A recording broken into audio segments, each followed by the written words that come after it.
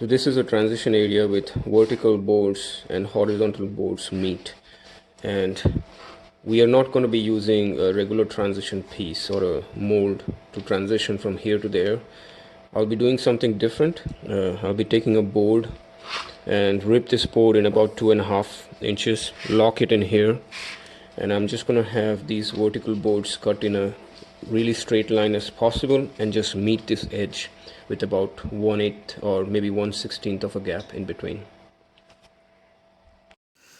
I use my table saw to rip a piece about 2.5 inches in width. I started removing the floors to start prepping the installation. I have the transition piece ready, cut to necessary width and length, and I dry fit it, making sure it is fitting properly. Now this is where the real installation or the adjustment begins. Since I have my transition piece now ready, I can use it sort of a reference point. So all I'm doing is taking one piece at a time, starting from the right. I take it to my miter saw and cut it to an exact length such that when I put the piece in along with the transition piece, which is perpendicular, there's about 1/16 of a gap in between. And I do that for every single piece all the way to the left. It's important to note that I'm actually taking out the transition piece every single time. So with each piece, I'm taking out and putting it back in to make sure it fits. If the piece is too big, then I can sand it or cut it further. If it's too small, I'll have to throw it out and use another piece, unfortunately. But that's how I did the whole thing.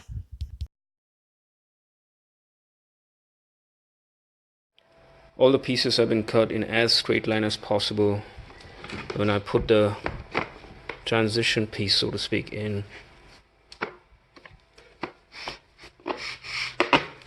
it just go in.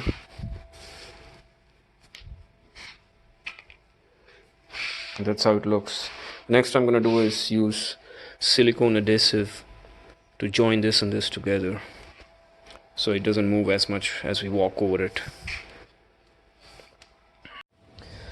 So this is what I'm going to be using. I needed something that is flexible, can expand, that means it's crack proof and clear.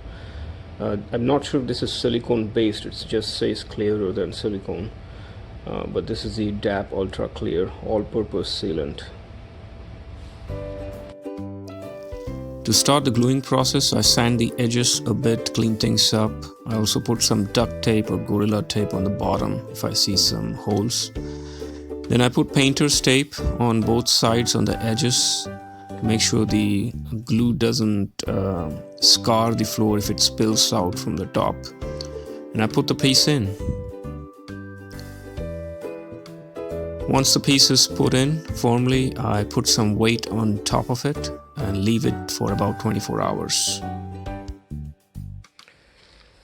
So I took the tape off, and this is how it looks, the finished product.